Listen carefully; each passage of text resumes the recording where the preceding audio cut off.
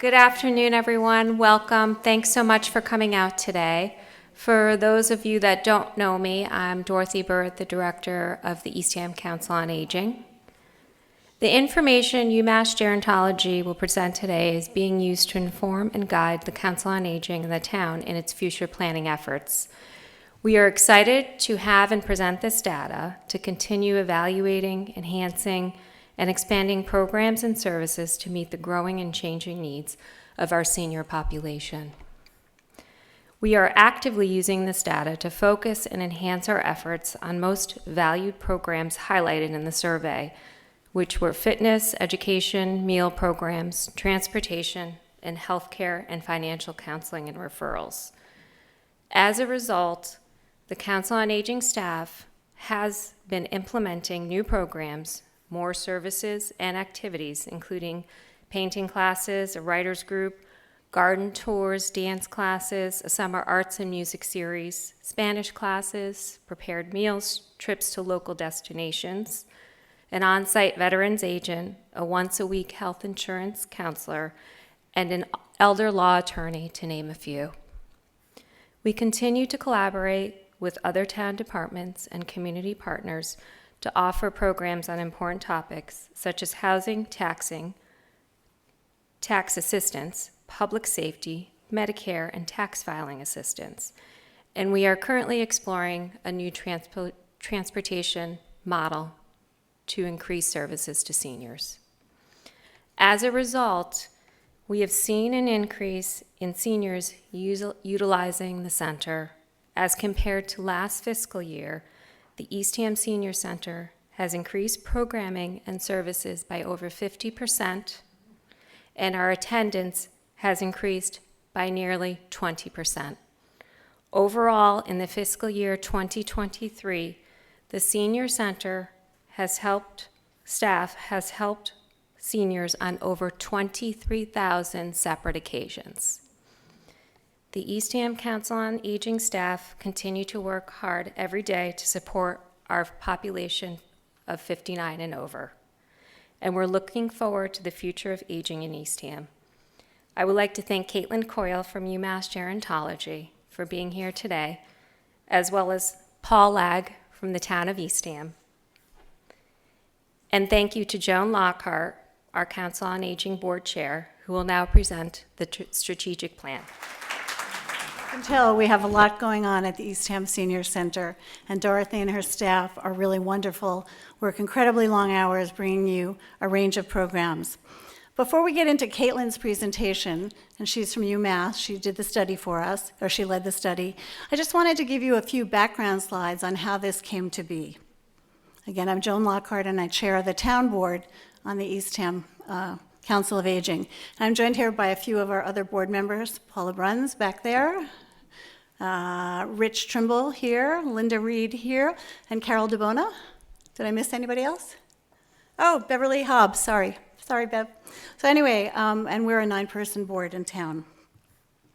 You know, our mission here, and Dorothy just said this, is really to promote the health and well-being of our residents 59 and older, with counseling services, referrals, a range of programs, key transportation. People who live here that don't drive have a terrible time trying to get places. We provide rides to doctors, to the grocery store, to the drugstore, and to social events. And then we also work with other town agencies to make sure that we're following up on the needs of our seniors. The COA board's role is strategic. I would say Dorothy's group is very operational, making sure that programs run day to day. And our charter is to really take a step back and look at what we need going forward, help refer, find people in the community who can help, educate about what we do, enlist support, and act at a little bit higher level. And we've had a lot of turnover in the board. We have a fairly new board made up of really qualified people. Rich was a doctor specializing in gerontology. Linda was a nurse practitioner. Carol's a nurse. Beverly is a very involved town member with a database expertise. And Paula, again, she was a hospice marketing person. So we've got a really good board of people dedicated to seniors. And we realized that we hadn't done a strategic plan in a long time, probably ever, at least as far as I know. So we set out to do a strategic plan about 4 years ago, pre-COVID, and then COVID happened. But one thing we knew was that our population was clearly aging rapidly. And this is data from the US Census Bureau and their projections. In 2010, seniors over age 60 made up 48% of the town, half of our town.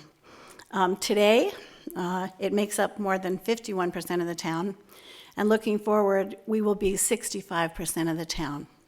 So it's growing in numbers and in percentage of the town's population. When we set out to put the strategic plan together, it was actually pre-COVID that we started, and we got sidetracked a bit. But we made a committee, we divided us some tasks, and the first thing we did was refresh the COA before it reopened.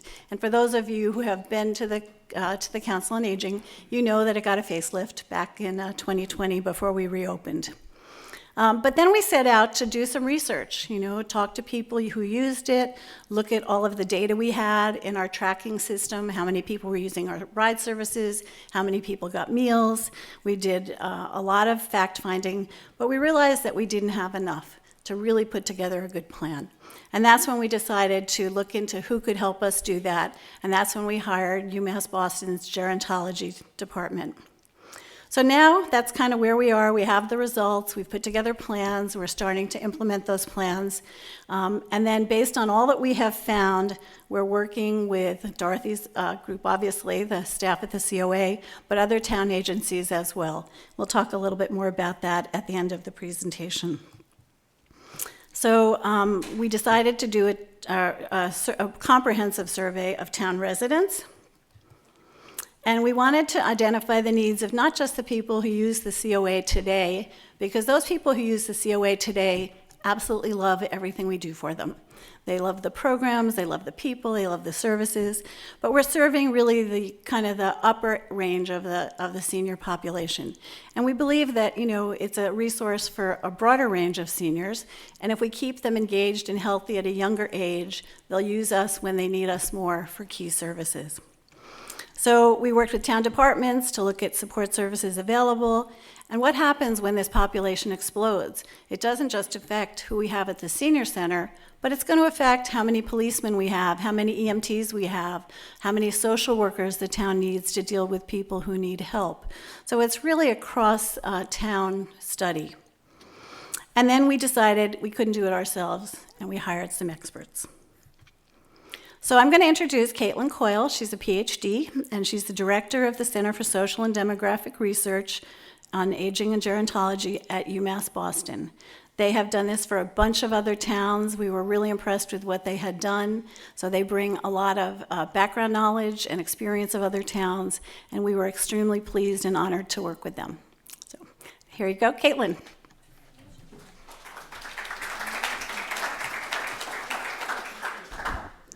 Thank you, Joan, and thanks everybody for being here on this beautiful summer afternoon. I'm going to present the highlights of the needs assessment process that we've been going through, but before I do that, I want to thank Dorothy and Joan and the board and the town and all of you, any of you who completed a survey or participated in a focus group. This work wouldn't have been possible without the contributions of the community, so thank you for that. So Joan mentioned sort of the background of the project, and it was really to document both the current and future needs as they relate to living and aging in Eastham. So this final report is meant to inform the strategic planning done by the Council on Aging, but also to inform the town on a broader level. As we know, aging does not only happen in the four walls of the senior center, it happens in our community, it affects all aspects of life.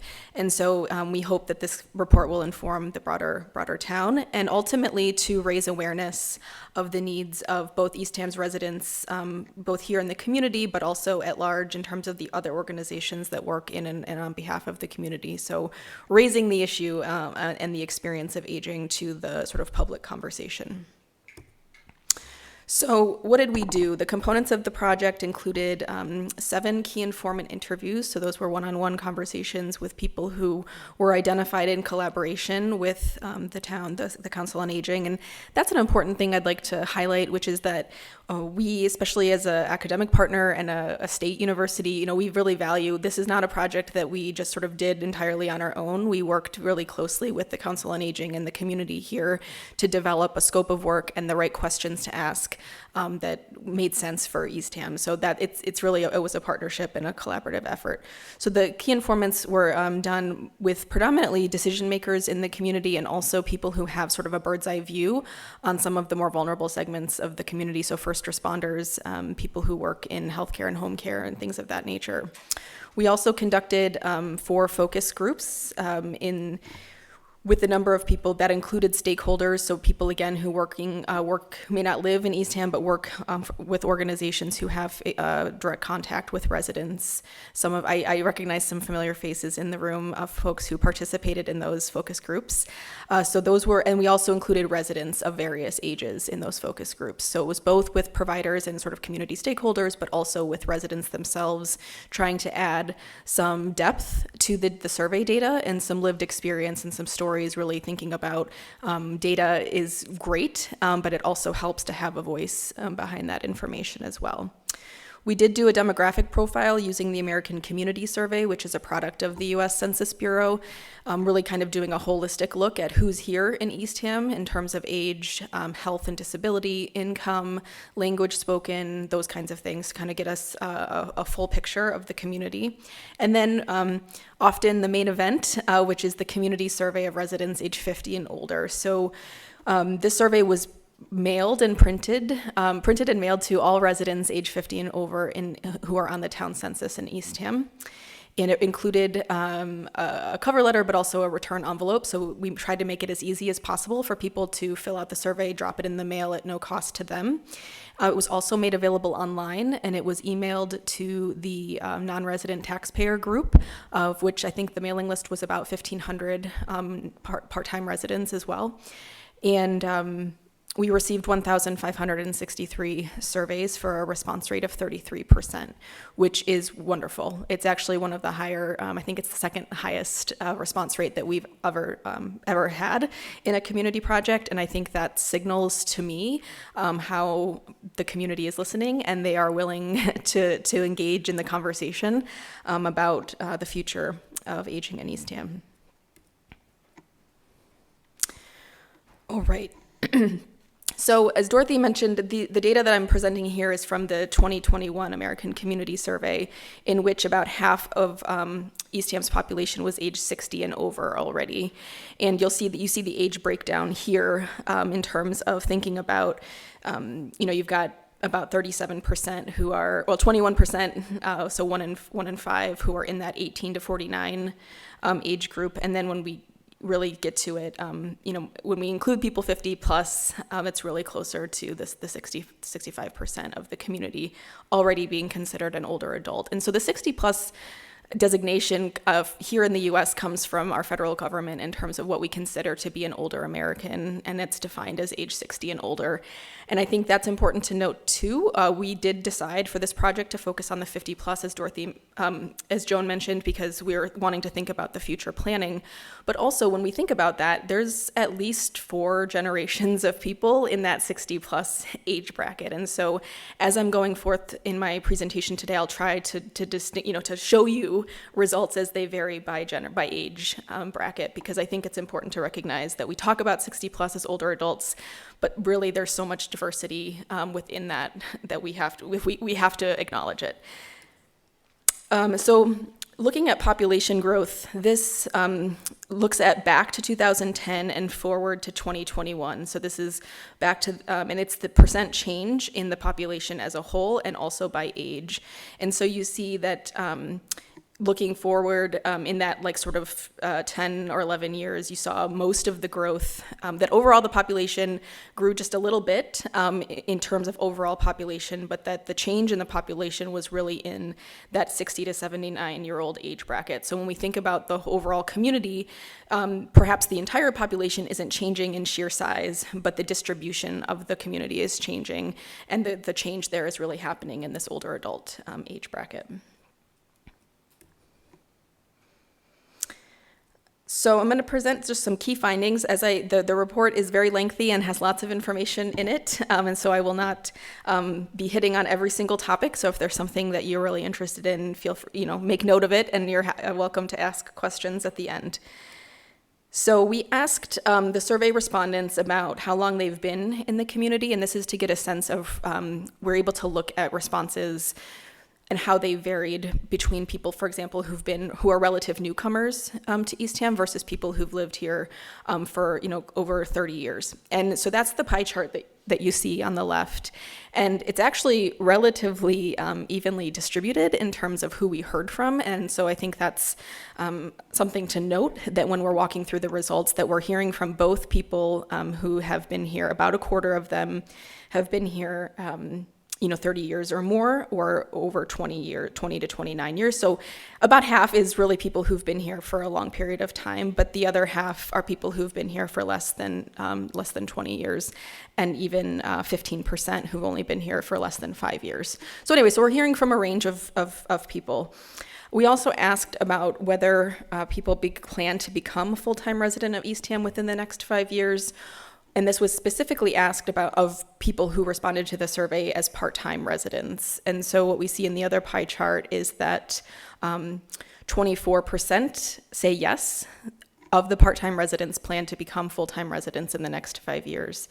Interestingly, of people who identified themselves as part-time residents, 35% say they are already living here sort of on a full-time basis. So I know there's a deep history and local culture around how we define seasonal populations, and I think this speaks to that. But in any case, you've got people who've lived here sort of for various levels of tenure, and then also people who are planning to make this their permanent residence in the near future. We asked some open-ended questions at the very beginning of the survey, one being about when people think about living in Eastham as they get older, what are their concerns? We received over 1,000 responses to this question, and they were all reviewed, categorized, and sort of themed out. And so what you see here are sort of the top 5 categories of response, and in the bubbles are some direct quotes from residents who responded. So the number one concern is about affordability and cost of living here in the community. So about a third of, or 29% of survey respondents talked in some way about their biggest concern being about being able to afford living here, and that had a lot to do with property taxes, which I'm sure is not unsurprising to you all, or not surprising to you. It had a lot to do with property taxes, but also this more broad cost of living. So in addition to property taxes, we heard about things like utilities and gas and food, and just the rising cost of living here as being a concern. In second place was people worried about this broader concern of access and transportation. So it's not just transportation that we heard about. Yes, that's part of it, but it's also about people being concerned about being able to access the resources that make their life full. And so I think it's important, and when we think about that sort of nuance, is that it's no matter how the transportation is the no pun intended, but the vehicle for how people often get out into the community. But what people are really concerned about is being able to stay connected and being able to access the amenities that they like. And so that's the second most common thing we heard. And then third, we heard about having access to medical care, which I know is something that comes up in a lot of conversations here locally. But that is, when people think about being able to live here as they age, that's a big one. And then the other 2 are sort of related to housing. So the fourth most common response had to do specifically about home upkeep and housing options. So this idea of if wanting to downsize or to think about alternative living arrangements, but when those options aren't available, then they're also where people are concerned about being able to stay where they are in a safe way in terms of maintaining their home and the amount of work and money that takes to do. And then related to that, there was this general fear, which I think we can probably all relate to, about being able to remain independent. So when people think about what's concerning to them as they think about aging in Eastham, they want their ability to maintain independence and to be able to live independently is something that people are really concerned about. And so that speaks to, I know a lot of the work that Dorothy's team does is to help people get connected to things that will help them be able to live independently for as long as possible. So specifically around the home modification piece, we asked people about their current residence needing home repairs or home modifications. So home repairs being things that are in dysfunction currently that need to be fixed. And so some of the examples we gave were things like, patching a roof, new windows, a heating system update, those kinds of things. And we heard from about 26% of respondents that they do need those kind of current home repairs, but they can afford to make them. And an additional 10% say, yes, I need those things, but I cannot afford to make them. And only 1% saying, yes, I need those things, but I'm not responsible for making these repairs. And so when I see this, I think about that's even if we add up all the people who said yes, despite their ability to afford the repairs, it's a sizable number of people who are living in conditions where they need some repairs made. And so then we think about how we can support them in getting those repairs made. For some, it's about cost. And what we heard in focus groups and in other conversations, that the other reason is they can't find people to do those home repairs. And so even though they can afford to do it, so 26% say I have a need for this thing, but I can't afford it, but I still for some reason haven't done it. And that's not the only reason, but we heard that that's another barrier. And then when it comes to home modification, so this is really more proactive or more sort of thinking about how do we modify our homes to be safer in terms of grab bars and showers or ramps or wider doorways and things like that. And so we saw that 32% say yes, I need something like that, and I can afford to do it. And only 5% say, yes, I need that, and they need those modifications, but I cannot afford it. And then only 1% who need it but are not responsible for making the modification, so in a rental situation, for example. So again, similar in the sense that there are people that have the need for this thing, and whether it's about affordability or access to help, they haven't made the modifications yet. We asked about future preference for housing. So we make the assumption that no one wants to leave their home. So we sort of prompted survey respondents by saying, if something changed in your health or the health of your partner, what kind of housing would you like to go to? And this is by age bracket. And so the boxes that you see are sort of the highest rated preference by age.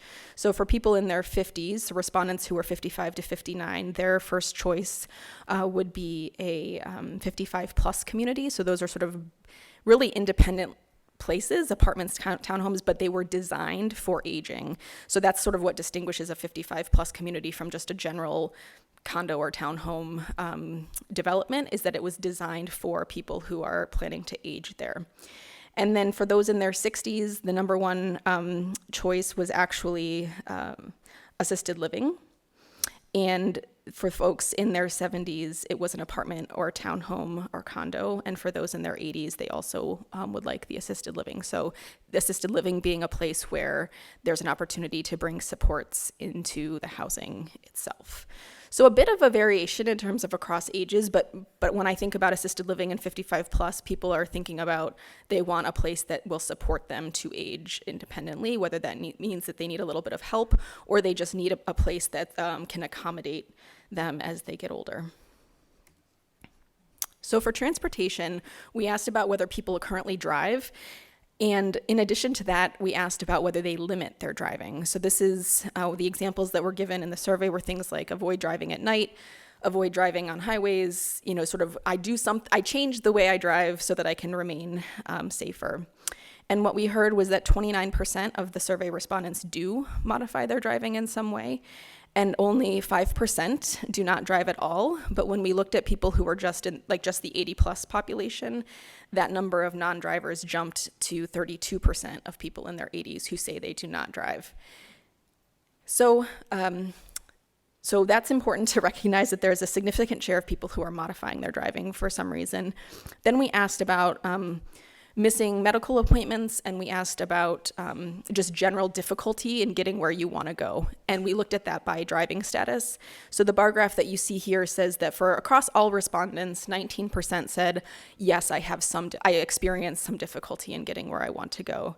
When we look at the specifics, people who drive themselves independently, 11% say they have some difficulty in getting where they want to go. That jumps to 30% for people who modify their driving in some way. And it jumps even more to 46% of people who do not drive say they experience some difficulty in getting where they want to go. So you can think about this as we think about quality of life and independence. Being able to get where you want to go is a big deal. And so it's for folks, specifically those who are modifying their driving or cutting back on driving, that is a real issue. Caregiving was another sort of highlight of the report in terms of needs of the community. So we asked whether people we asked if they are currently, or if they have in the last year, provided care to someone who is frail, disabled. And we see that this is also by age. So we see the highest respondents, people in their 50s, 43% of them identify themselves as somebody who's been providing care. And that was, and then in the folks 60 to 79, it was about a third of them. And then about 1 in 5 of people in their 80s are identify themselves as a caregiver. We asked them about how difficult that was or is for them to provide that care and maintain their own life. And half of people, specifically half of people in their 50s, reported that this was very or somewhat challenging for them. We asked the reason for providing care to try to understand sort of, is it about dementia, is it about physical mobility, what's the cause or the reason for providing care? And the most common one was general frailty and mobility limitations. And that was followed by dementia for 23% of people who are providing care. They're providing care to someone who's living with dementia. So again, particularly for the younger seniors, this is a huge deal. And when we think about engaging in the community and participating, if you're dealing with a caregiving situation, that you can imagine how much more challenging it is. We know that there's the conversation and the plans being formulated around the potential new community center. And so we asked about people's thoughts or their perception, preference for that. So the question was, assuming that tax and traffic impacts could be minimized, would you be in favor of relocating the Council on Aging to a new community center? And this is by age group, and the dark blue represents the people who said, yes, I am in favor of that. And the lighter blue is people who said, no, I'm not in favor of that. So you can see that for folks 50 to 69, 80% are in favor of that. It dips a little bit. Folks in their 70s, that drops to 73%. And then among folks in their 80s, 63% are in favor. So a majority across age groups who say they are in favor. And I will say that we also saw a number of write-ins of people who had a lot of, I'm in favor, except I need more information, or I need the details more specifically, which is understandable. And so I see your hand. I'm going to hold questions till the end, if you don't mind. So this was, so overall broad support for relocating the senior center to a new community center. So specifically some questions about the Council on Aging. This is the usage of the Council on Aging by age. And so what you see is that for folks in their 50s, 28% say that they have ever been to the Council on Aging. So this doesn't account for frequency. It just said, the question was essentially, in the last year, have you ever, how frequently have you been to the senior center, including an option for never? And so that rises to 43% for folks in their 60s, over half of people in their 70s, and almost all, 89% of respondents in their 80s have been to the Council on Aging. I will say that comparatively to other senior centers, this trend upward is very common, but that the threshold is much higher here in Eastham, meaning that typically I see something more like 10 to 12 or 15% of people in their 50s and 60s who participate at the center, and then it gradually goes up. And so that's it just signals to me that there's quite a bit of usage even among folks who are in their 50s and 60s compared to other communities. Of people who do use it, I will say that 67% of them visit the center only a few times a year. So they go, but it's not on any kind of frequency. And that 18% use it weekly, at least. We asked about why people do not use the center. And the number one reason was other, and people wanted to tell us their reason, which I'll get into in a minute. And so the second most common reason was that they're not interested, and the third is that they're not old enough. So those are the reasons why people don't go. And when we looked into what people wrote in as far as their other response, there was a lot about this idea of I don't need the senior center. So the quotes, I feel too independent at this point. I'm not old enough.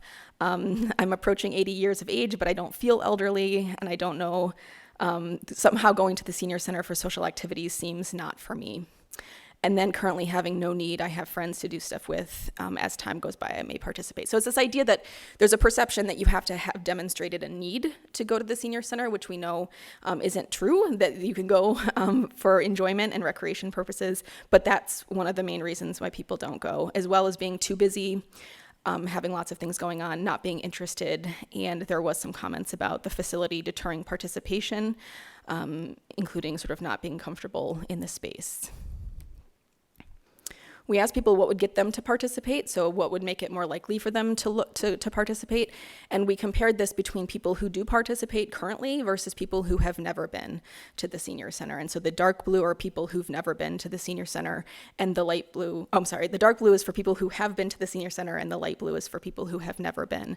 And so for people who have never been to the senior center, the things that would get them to come include other. Again, you'll see a theme here. People like to tell us in their own words why they aren't coming. So that was number one. But then it was followed by the programs and services, if the programs and services were better suited to my interest, and if I had more knowledge about what is offered and available there.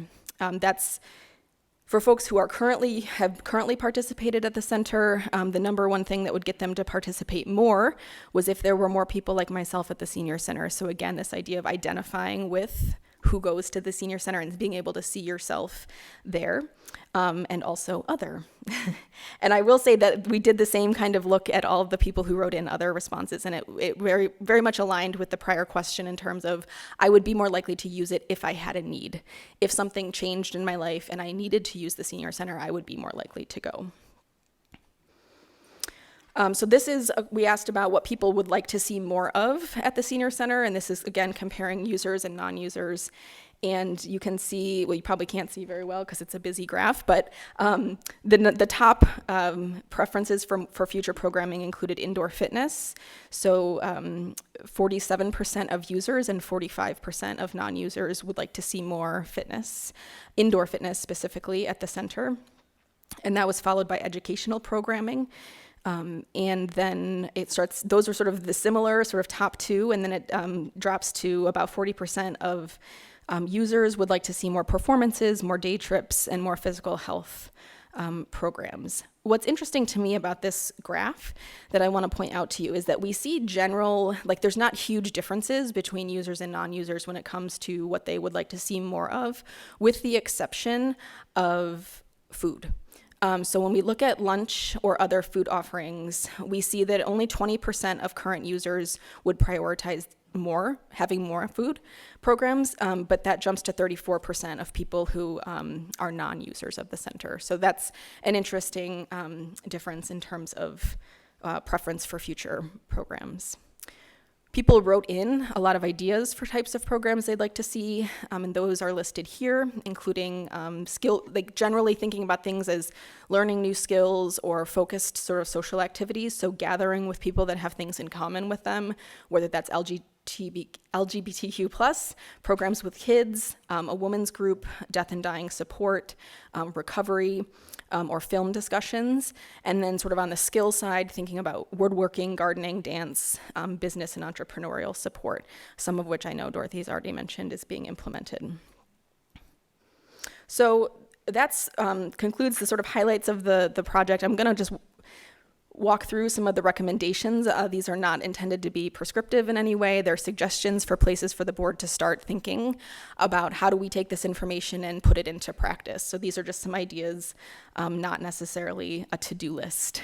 So we do identify that the demand for senior center programs is expected to escalate in coming years, and that has to do with the shift in population in terms of age distribution, which is also driven by sort of the in-migration of older adults who are seeking to retire here in Eastham. And also when we ask people about their expectations for retirement, we see, I'm not sure that was in the slides, but we saw sort of a bubble of people who say they're planning to retire in the next 3 years. And so the assumption is that they'll have more time and potentially be interested in participating. Currently, and that people want sort of this lifelong learning exercise programs, that's what they're interested in. We heard a lot in the focus groups and interviews about the current capacity for the senior center to respond to the information and referral requests from the community. And so Dorothy mentioned the 23,000 instances in which her staff was helping individuals, and that we heard that from a number of people. And so really thinking about how do we, given that those needs are changing and more complex, it's not as simple as I need a meal. It's usually I need a meal and a ride and some heat support and some, mental health support. So given that, thinking about how do we accommodate the social service needs in the community in terms of the senior center's role in that. And again, thinking about outreach and volunteer coordinator to help accommodate the growth that is expected.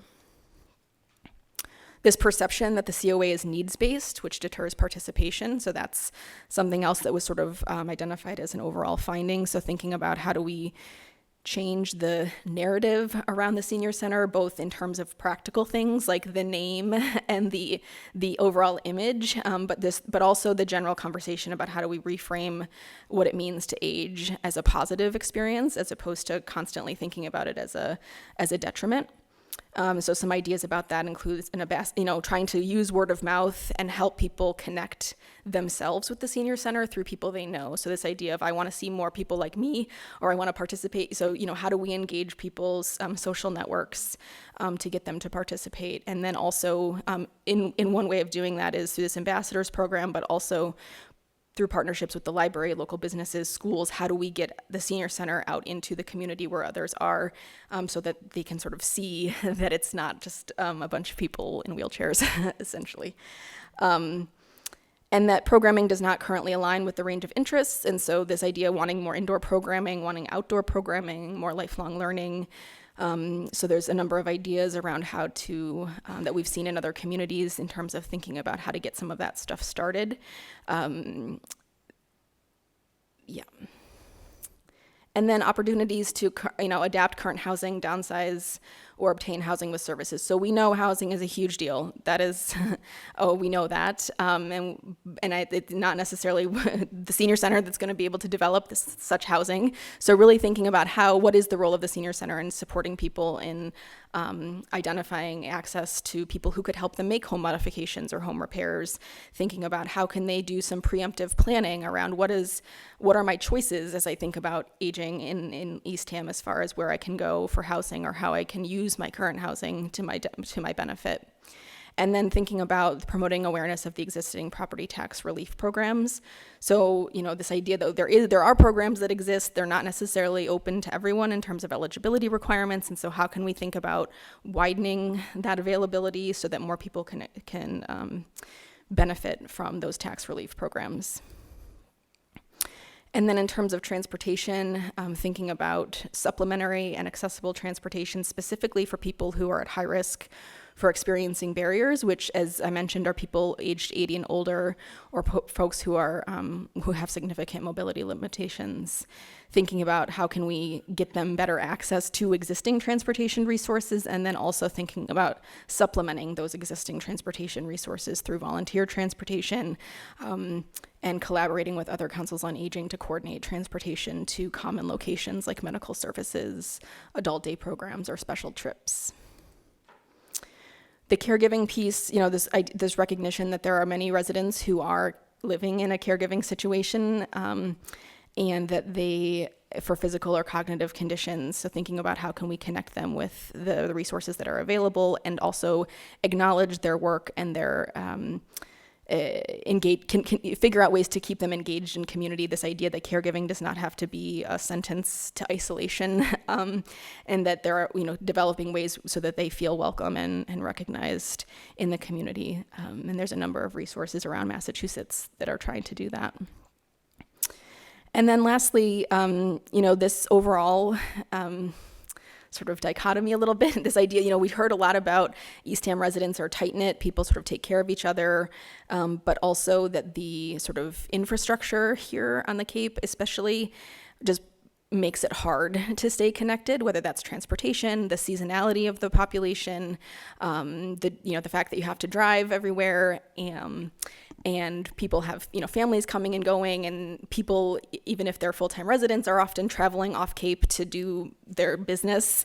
And so it makes it really hard to forge connections. And so it's this idea that there is sort of a neighborliness to people who live in Eastham, but there is some practical barriers to staying connected. And so some ideas of thinking about how we can foster those connections and help people feel like they're connected to others. So with that, I will end, and happy to engage in questions and conversation about this work. Thank you.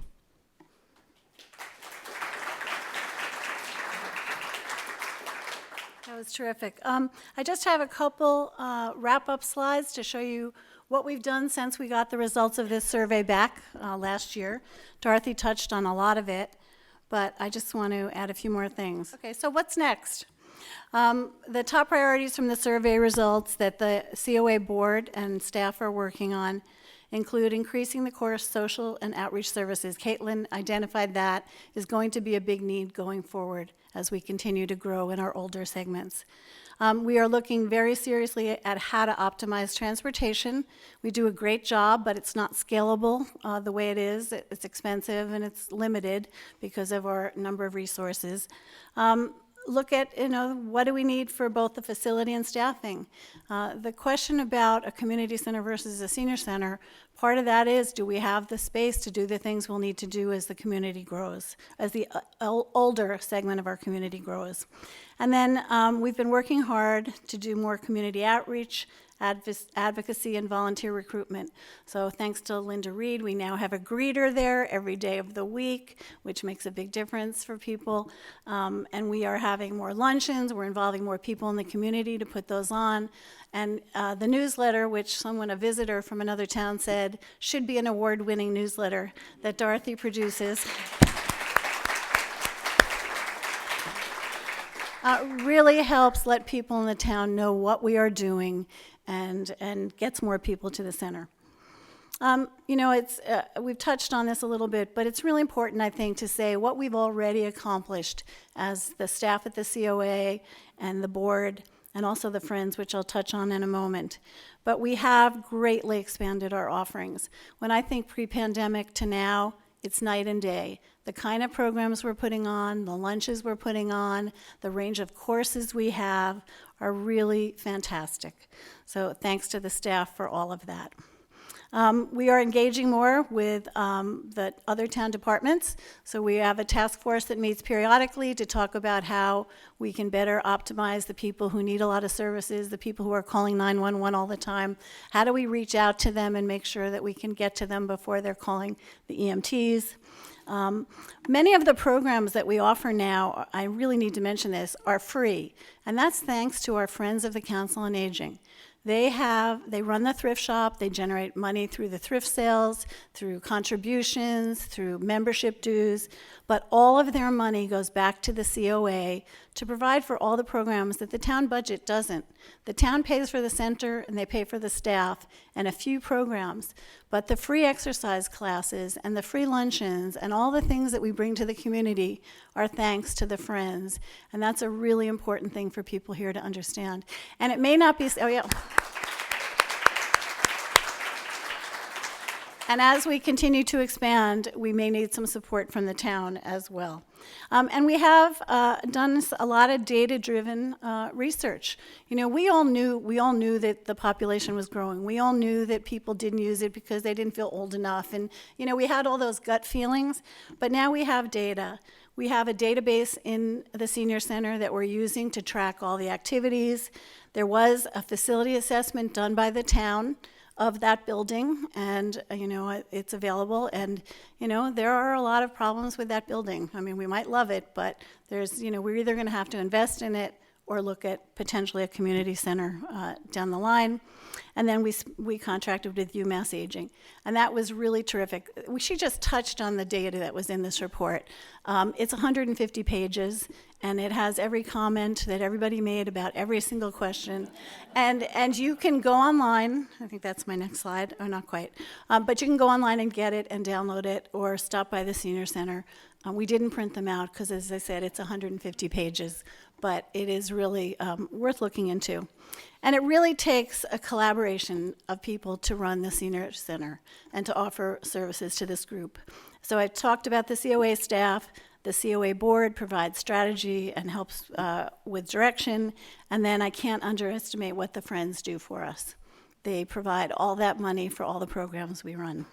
So thank them. I thank them all for running our little thrift shop. Thanks to the town, we now own the building, and hopefully that will continue for a long time to be our major source of funding. So continued collaboration is necessary, and I think to continue to deliver programs, the town is going to, in the future, probably need to invest a little more in this segment and these programs, because we can't continue to do them with the limited resources we have, with the limited space we have, and all the people we're going to need to serve. So thank you all for attending today's session. We hope you found it to be informative. And the survey is posted on the town website. I think it's on the homepage now. Is it? It was on the homepage, so it's easy to find. We will get this presentation up as well. And we hope you continue to support the Senior Center. Come find out what it can do for you if you don't use it today. Thank you.